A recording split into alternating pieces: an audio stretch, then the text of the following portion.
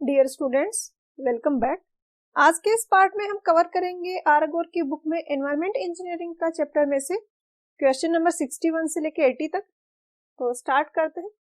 Question 61 में दिया है कि एक सर्कुलर सीवर सेक्शन है जिसका डायमीटर है वो d है, उसकी स्क्वायर की जो साइड है वो स्मॉल a है, दोनों हार्डलिकली इक्विवेलेंट सेक्शन है। इसके लिए डायमीटर और साइड ऑफ स्क्वायर में क्या रिलेशन होगा। एक तो यहाँ पर करेक्शन करना है, क्वेश्चन में इसने स्मॉल a लिखा है स्क्वायर की साइड को, बट ऑप्शंस में b दिया है तो इसको स्मॉल b लिखना होगा साइड ऑफ स्क्वायर सेक्शन। दो सेक्शन है वो हार्डलिकली इक्विवेलेंट सेक्शन हो, इसके लिए कंडीशन है अगर वो फुली रन हो रहे हैं, वो पूरे भरे हुए रन हो रहे हैं, उस केस में अगर दोनों का स्लोप सेम है तो डिस्चार्ज भी सेम होगा। तो हम सेम स्लोप अज्यूम करेंगे दोनों का और दोनों के डिस्चार्ज को इक्वेट कर देंगे। पहले सर्कुलर सेक्शन का डिस्चार्ज निकालेंगे 1/n। अगर फुल है सर्कुलर सेक्शन तो हार्डलिक मीन डेप्थ होता है d/4, तो r की जगह रख देंगे d/4 raise to power 2/3 into root s into π/4 d square. जो स्क्वायर सेक्शन है उसके लिए फॉर्मूला लिखेंगे, हार्डलिक मीन डेप्थ होगा a/p, a होगा b into b divided by 4b, जो पेरीमीटर है 4b होगा, raise to power 2/3 root s into area होगा, ये b स्क्वायर होगा। हमें दोनों को इक्वेट करना है। अगर पाइप दोनों ही है ये सीवर्स, ये सेम मटेरियल के बने हुए हैं तो n की वैल्यू सेम होगी दोनों में, तो जब इक्वेट करेंगे तो n से n कैंसिल हो जाएगा। स्लोप भी सेम अज्यूम करते हैं हम, अगर हार्डलिक इक्विवेलेंट सेक्शन की बात करें तो ये भी कैंसिल हो जाएगा। यहाँ पे बचेगा d/4 raise to power 2/3 into π/4 d square is equal to b/4 raise to power 2/3 into b square. b raise to power यहाँ पे हो जाएगा 8/3 और नीचे आ रहा है ये 4 रेज़ टू पावर 2/3। यहाँ पे आ जाएगा d रेज़ टू पावर 8/3, नीचे आ जाएगा 4 रेज़ टू पावर 2/3 इंटू π/4, पाई ऊपर आ जाएगा 4 नीचे आ जाएगा, इंटू ये d स्क्वायर वाली टर्म हमने इसमें साथ में कंसीडर कर लिया तो इतना ही बचा। 4 रेज़ टू पावर 2/3 से 4 रेज़ टू पावर 2/3 कैंसिल हो गया। यहाँ से हमें रिलेशनशिप मिला कि pi d/3 is equal to 4 times b raise to power 8/3। और ये जो एक्सप्रेशन आ रहा है क्वेश्चन 61 में, ये दिया है ऑप्शन ए में, तो यहाँ पर आंसर हो जाएगा ऑप्शन ए। नेक्स्ट है क्वेश्चन 62। यहाँ पे जो क्वेश्चन 61 में हमने फॉर्मूला लिखा, इसी को यूज करते हुए हमें कैलकुलेट करना है डायमीटर ऑफ सर्कुलर सेक्शन और स्क्वायर सेक्शन का साइड हमें दिया गया है। मतलब ये वाला जो फॉर्मूला है इसमें स्मॉल b हमें दिया गया है, d हमें कैलकुलेट करना है। इसको सिंप्लीफाई करेंगे तो ये दोनों side raise to power raise to power 3/8 करेंगे तो ये आएगा d इज इक्वल टू 4/पाई raise to power 3/8 into b। 4/पाई रेज़ टू पावर 3/8, इसको आपको याद रखना पड़ेगा क्योंकि बिना कैलकुलेटर के आप सोल्व नहीं कर पाओगे इसको। तो ये फाइनल एक्सप्रेशन भी आपको याद रखना है, d is equal to 1.094 b।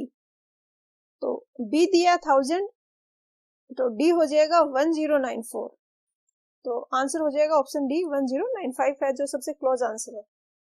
Next है क्वेश्चन 63। इसमें पूछा है कि रेशियो क्या होगा diameter of a circular section और एक हार्डलिकली इक्विवेलेंट स्क्वायर सेक्शन है उसकी साइड का, मतलब d/b का रेशियो पूछा है तो ये 1.094 जो आ रहा है यही हो जाएगा। इसका 95 आ रहा है, थोड़ा सा फर्क पड़ जाता है कि किस डिजिट तक आप कैलकुलेट कर रहे हो, पॉइंट के बाद 3 डिजिट तक कर रहे हो या 4 डिजिट तक कर रहे हो। तो आंसर हो जाएगा यहाँ पर ऑप्शन ए। नेक्स्ट है क्वेश्चन 64। क्वेश्चन 65 में पूछा है कि मैक्सिमम परमिसिबल वेलोसिटी 1.5 मीटर पर सेकेंड है, ये कौन से टाइप के ड्रेन्स के लिए अडोप्टेड होती है? तो ये डिफरेंट टाइप ऑफ सॉइल है और ये परमिसिबल वेलोसिटी है, मैक्सिमम परमिसिबल वेलोसिटी। तो रॉक एंड ग्रेवल के लिए भी 1.5 होती है और लाइंड ड्रेन में स्टोन एंड पिच टाइप का जो ड्रेन है उसके लिए भी 1.5 होती है। और क्वेश्चन में ऑप्शंस दिए हैं, bed of rocks and gravel, lined with stone या पिच्ड विथ स्टोन सेम ही चीज है। तो यहाँ पर आंसर हो जाएगा ऑप्शन सी, दोनों ही स्टेटमेंट करेक्ट है। क्वेश्चन 66 में पूछा है कि अगर कोई ड्रेन है जिसमें डिस्चार्ज है वो 15 मीटर क्यूब पर सेकेंड या इससे कम है, तो डेप्थ और विड्थ है उसमें क्या रिलेशन होगा? तो ये एम्पिरिकल फॉर्मूला है, मतलब एक्सपेरिमेंट्स के रिजल्ट पे बेस्ड फॉर्मूला है, इसको हम डिराइव नहीं कर सकते। और ये होता है कि बी है जो डेप्थ ऑफ फ्लो है जो डी, ये इक्वल होगा 0.5 रूट बी के।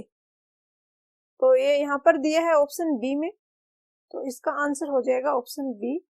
नेक्स्ट है क्वेश्चन 67 में दिया है कि एक ओपन ड्रेन है जिसके लिए एन की वैल्यू इतनी है और ये इसके डायमेंशंस दी है और पूछा है कि डिस्चार्ज कितना होगा। तो डिस्चार्ज होता है एरिया इंटू वेलोसिटी। एरिया तो हम कैलकुलेट कर सकते हैं दी गई डायमेंशंस में फुल फ्लो की कंडीशन अज्यूम करके, बट वेलोसिटी का फॉर्मूला ये होता है और इसमें हमें स्लोप चाहिए और स्लोप क्वेश्चन में नहीं दिया गया है। तो क्वेश्चन में दिया गया डेटा सफिशिएंट नहीं है डिस्चार्ज कैलकुलेट करने के लिए, क्योंकि स्लोप की वैल्यू डिफरेंट कुछ भी हो सकती है और उसके कॉरस्पॉन्डिंग वेलोसिटी चेंज होगी और डिस्चार्ज चेंज होगा। तो इस क्वेश्चन को मैं स्किप कर रही हूँ। नेक्स्ट है क्वेश्चन 68।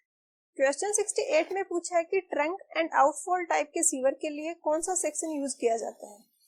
आउटफॉल सीवर वो है कि जो लास्ट में ट्रीटमेंट प्लांट है वहां पर डिस्पोज करता है सीवेज को, और हॉर्सशू शेफ्ट जो सेक्शन होते हैं वो अगर किसी सीवर लाइन में बहुत ज्यादा डिस्चार्ज है तो उसके लिए यूज किए जाते हैं, और ऑब्वियसली आउटफॉल सीवर है उसमें डिस्चार्ज की क्वांटिटी काफी ज्यादा होगी, तो इसलिए हॉर्सशू शेफ्ट सेक्शन है वो यहाँ पर यूज किया जाएगा। तो आंसर होगा ऑप्शन सी।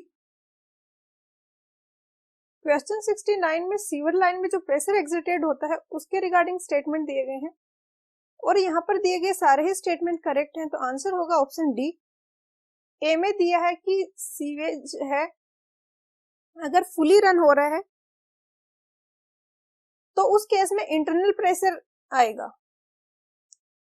अगर इस तरीके से पूरा फुल नहीं है तो उस केस में तो ग्रेविटेशनल फ्लो होता है, यहाँ पर जो प्रेशर होता है एटमॉस्फेरिक प्रेशर होता है।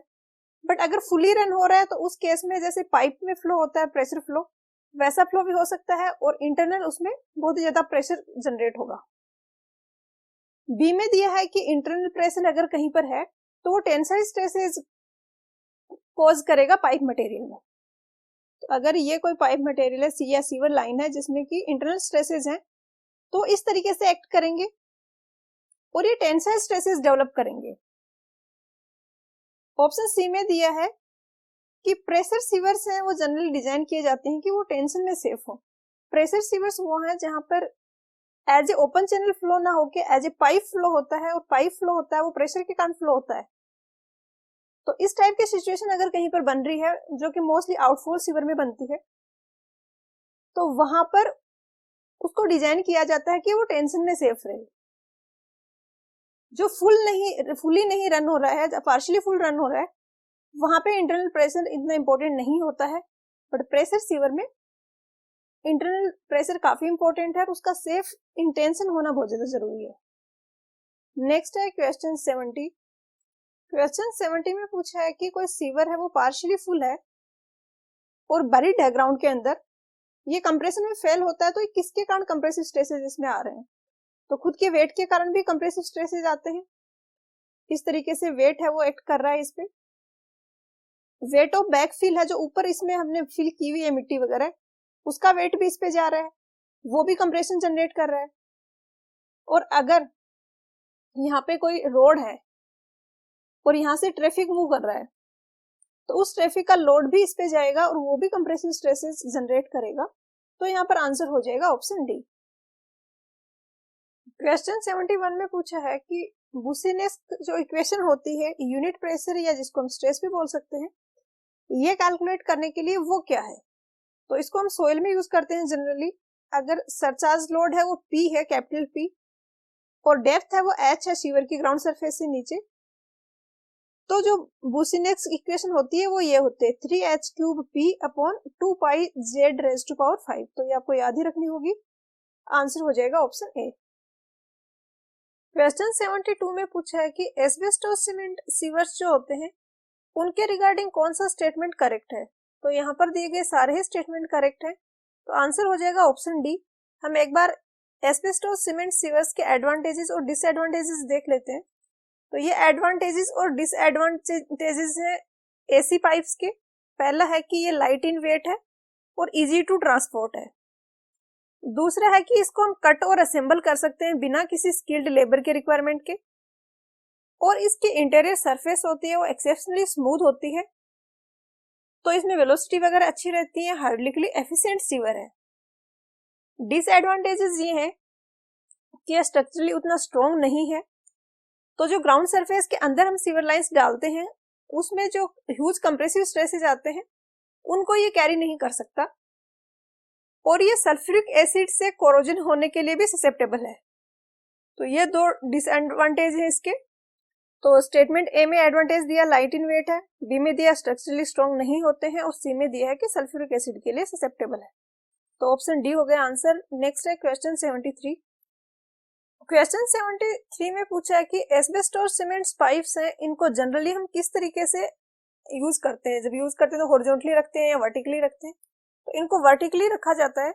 हॉरिजॉन्टली जनरली हम उन पाइप्स को रखते हैं जो कि ग्राउंड सरफेस के नीचे हम मिट्टी में दबा के रखते हैं, तो वहां पे हम इनको यूज नहीं कर सकते क्योंकि कंप्रेसर में उतनी स्ट्रॉन्ग नहीं है। तो एज ए वर्टिकल्स हम इनको यूज कर सकते हैं दो पर्पज से। एक तो जब रेन वाटर हमें रूफ से नीचे तक लाना हो उसके लिए हम इसको यूज कर सकते हैं, और दूसरा लेस फाउल सलेज है जो किचन और बाथरूम का वेस्ट वाटर है उसको अपर फ्लोर से नीचे तक लाने के लिए भी इसको यूज कर सकते हैं। लेस फाउल सलेज इसलिए लिखा है कि अगर फाउल सीवेज होगा तो वहां पे जो सल्फ्यूरिक एसिड के कोरोजन का जो इसमें ससेप्टिबिलिटी थी उसके कारण प्रॉब्लम होगी, ये कोरोजन के लिए प्रोन है। तो जो डिसएडवांटेजेस थे उनको इस तरीके से हम कवर करते हुए दो जगह हम इनको यूज कर सकते हैं, तो इसका आंसर हो जाएगा option B as vertical. Next है क्वेश्चन 74। क्वेश्चन 74 में पूछा है कि लार्ज डायमीटर की सीवर्स हैं जो कि सब्जेक्टेड है एक्सटर्नल प्रेशर से, उनमें रेनफोर्समेंट जो होगा वो किस तरीके से प्रोवाइड करेंगे। तो पाइप में मेनली प्रेशर कौन सा आ रहा है जो सीवर लाइन है उसमें, उसके अकॉर्डिंग तीन टाइप की रेनफोर्स सीवर लाइन पॉसिबल है। अगर इंटरनल प्रेशर आ रहा है मेजर, तो उस केस में इनर सरफेस के आसपास इस तरीके से रेनफोर्समेंट दिया जाता है। अगर इंटरनल और एक्सटर्नल दोनों ही प्रेशर आ रहे हैं तो उस केस में एक यहाँ पर दिया जाता है इनर सरफेस के आसपास सर्कुलर केज रेनफोर्समेंट, और दूसरा दिया जाता है आउटर सरफेस के आसपास सर्कुलर केज रेनफोर्समेंट, और थर्ड होता है कि जिसमें only and only external stresses आ रहे हैं जो क्वेश्चन में हमसे पूछा है, तो उसमें इस तरीके से इलिप्टिकल केज रेनफोर्समेंट दिया जाएगा, इलिप्स के शेप में होगा इस तरीके से रेनफोर्समेंट। तो क्वेश्चन में जो पूछा है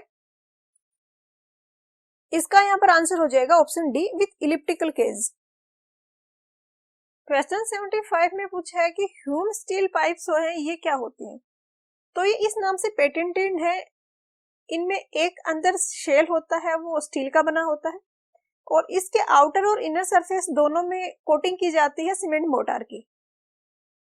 तो वैसे तो इसको आरसीसी पाइप भी बोला जाता है, अंदर शेल है वो स्टील का है, बट यहाँ पर स्टेटमेंट्स देखें तो स्टील पाइप्स तो अकेली स्टील में की बनी हुई भी नहीं है, आरसीसी पाइप्स भी हो सकता है। ऑप्शन सी में दिया है कि इनसाइड है वो कोटेड होगा सीमेंट मोर्टार से, स्टील का शेल है उसका इनसाइड सीमेंट मोर्टार से कोटेड है। डी में दिया है कि स्टील का शेल है उसका आउटसाइड है वो सीमेंट मोर्टार से कोटेड है। तो सी और डी दोनों ही करेक्ट हैं, तो ई है वो बेस्ट पॉसिबल आंसर है। अगर स्टेटमेंट में जो दिए हैं यहाँ पर सी और डी इनकी जगह डिफरेंट मटेरियल दिया होता तो उस केस में हम कह सकते थे कि ये आरसीसी पाइप्स हैं, बट अभी जो बेस्ट सुटेबल आंसर है वो ऑप्शन ई है। नेक्स्ट है क्वेश्चन 76।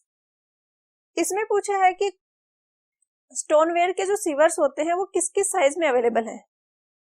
तो यहाँ पे एक पॉइंट आपको याद रखना है कि स्टोनवेयर के जो सीवर्स हैं वो 10 टू 30 सेंटीमीटर के बीच में 5 के इंक्रीमेंट पे अवेलेबल है। जैसे 10 है, 15 का अवेलेबल है, 20 है, 25 है, 30 है। तो 10 भी पॉसिबल है, 15, 25, सी 20 सेंटीमीटर, सारे ही अवेलेबल साइज है। तो आंसर हो जाएगा ऑप्शन ई। क्वेश्चन 77 में पूछा है कि स्टोनवेयर सीवर पाइप्स जो है उनके रिगार्डिंग कौन सा इनकरेक्ट साइज है। तो जैसा कि हमने पिछले क्वेश्चन में देखा कि 10 सेंटीमीटर से लेके 30 सेंटीमीटर तक ये 5 सेंटीमीटर के इंक्रीमेंट पर अवेलेबल है और 30 सेंटीमीटर से 90 सेंटीमीटर तक ये 7.5 सेंटीमीटर के इंक्रीमेंट पर अवेलेबल है। मतलब 30 अवेलेबल है, 37.5 होगा, 45 होगा, फिर 52.5 सेंटीमीटर अवेलेबल साइज होगा, फिर 60 होगा, 67.5 होगा, फिर 75 होगा, 82.5 होगा और 90 होगा। तो 67.5 भी अवेलेबल है, 52.5 भी अवेलेबल है, 82.5 भी अवेलेबल है, 90 भी अवेलेबल है। 90 से ऊपर रेयरली अवेलेबल होता है इसका कोई साइज। तो सारे ही करेक्ट साइज है, तो इनकरेक्ट हो जाएगा नन ऑफ दीज। आंसर हो जाएगा ऑप्शन ई। नेक्स्ट है क्वेश्चन 78। 78 में स्टोनवेयर सीवर्स के रिगार्डिंग कुछ स्टेटमेंट दिए हैं और यहाँ पर दिए गए सारे ही स्टेटमेंट करेक्ट हैं। तो आंसर होगा ऑप्शन ई। ए में दिया है कि ये यूज किए जाते हैं to carry sewage and drainage from houses. B में दिया है कि ये क्ले और शेल्स से मैन्युफैक्चर होते हैं।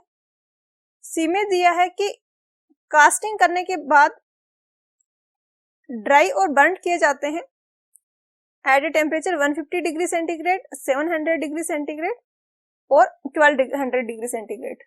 डी में दिया है कि जनरली प्रोवाइडेड होते हैं वाटरप्रूफ कवर से और वो कवर हम प्रोवाइड करते हैं बाय वेपोराइजिंग सोडियम क्लोराइड।